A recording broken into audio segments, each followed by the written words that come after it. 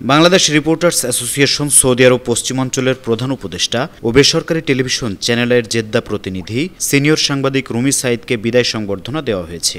Saudi আরবে বর্ণাঢ্য কর্মজীবন শেষে বাংলাদেশে ফিরে যাওয়ায় এই সংবর্ধনা সহ আলোচনা সভার আয়োজন করে প্রবাসী বাংলাদেশি সাংবাদিকদের সংগঠন বাংলাদেশ রিপোর্টার্স অ্যাসোসিয়েশন সৌদি আরব পশ্চিমাঞ্চল। গেল রোববার স্থানীয় একটি হলরুমে আয়োজিত সংবর্ধনা ও আলোচনা সভায় সভাপতিত্ব করেন আয়োজক সংগঠনের আহ্বায়ক সোহেল রানা।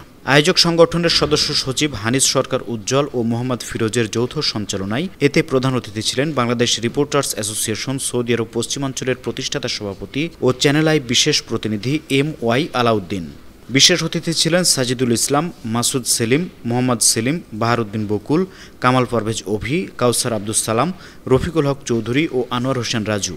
সংগঠনের পক্ষ থেকে সংবর্ধিত অতিথিকে সম্মাননা স্মারক দেওয়ার পাশাপাশি আজীবন সদস্য হিসেবে রাখার ঘোষণা দেন। সভা শেষে মোনাজাত পরিচালনা করেন সংগঠনের সাবেক সাধারণ সম্পাদক বাহারউদ্দিন বকুল। প্রবাস ডেস্ক, 52 টিভি।